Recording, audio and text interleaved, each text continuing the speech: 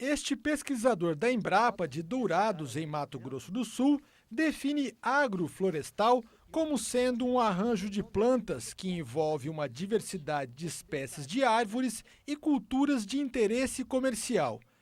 É um sistema de produção indicado para a agricultura familiar, porque alia geração de renda, recuperação ambiental e produção de alimentos.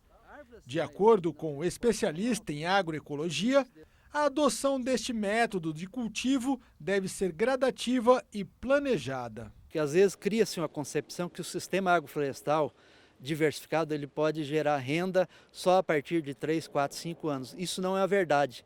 Ele pode entrar com as espécies de árvores e, ao mesmo tempo, cultivar espécies de interesse agrícola de ciclo curto em que ele possa ter renda imediata e fazer um ciclo contínuo de renda de forma que, quando ele chegar com as espécies de árvores adultas ou em porte grande, ele trabalhe já com outras alternativas. Então o processo vai mudando ao longo do tempo. Então há necessidade de fazer um planejamento a curto, a médio e a longo prazo e monitorar o sistema para que ele possa estar continuamente sendo produtivo. A chácara Dourada, de 2,5 hectares, é um exemplo de que preservar o ambiente natural pode render bons frutos e com menores gastos com manejo e tratos culturais. Aqui antes existia uma plantação de abacaxi, mas por questões climáticas e de doença foi substituída por um sistema de cultivo diversificado.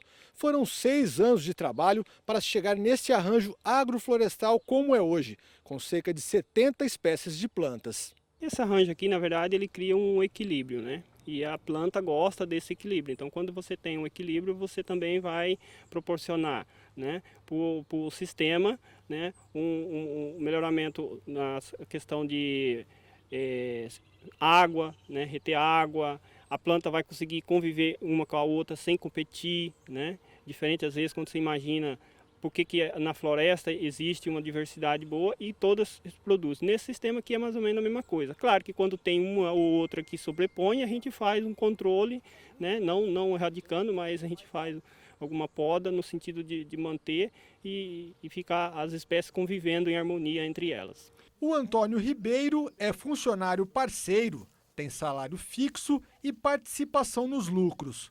Para ele, que cuida de tudo sozinho, o mais importante é zelar pela qualidade do solo. As forrageiras, como nabo e feijão de porco, e os galhos e folhas compõem a cobertura vegetal e ainda fornecem nutrientes para as próprias plantas. Para ajudar os micro-organismos a se alimentar disso aqui, né? Então vai fazer um processo de decomposição, né? E isso vai beneficiar o solo e também a planta. Nesse sistema aqui a gente não fica pensando a parte aérea, a gente pensa embaixo, a gente pensa no solo. Então solo sadio, planta sadia. A variedade impressiona. Em meio à vegetação rasteira, abóboras. Árvores frutíferas várias. Mexerica, banana e até algumas espécies exóticas, como o bacupari ou limão do mato. É azedo, por isso que chama limão, né? Isso, Limão do mato. Limãozinho do mato. Então, Já esta é a grumichama, outra frutinha que eu também não conhecia. mais doce, é mais Tem 2 adocicado. sementinhas e ele tem um sabor mais doce. Grumichama. Boa parte do que é cultivado é para o consumo da família, mas o excedente acaba sendo comercializado. Toda a área de plantio é protegida por uma barreira de árvores de nim, que atuam como quebra-vento e repelente natural de insetos.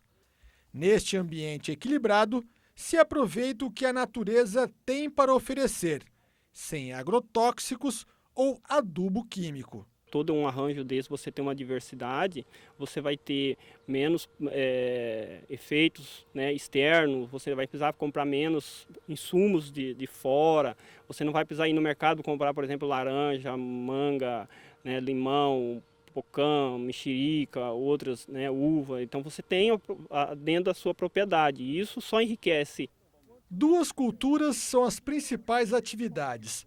A renda mesmo vem dos 500 pés de limão que produzem mais de 30 toneladas da fruta, e das palmeiras, de espécie nativa da região amazônica. São 2.000, de onde se extrai o palmito pupunha. A ideia até era ter uma outra atividade consorciada, mas nós não conseguimos ainda chegar nesse ponto de ter uma terceira dentro do sistema. Mas as duas têm funcionado muito bem, né? E economicamente também, né?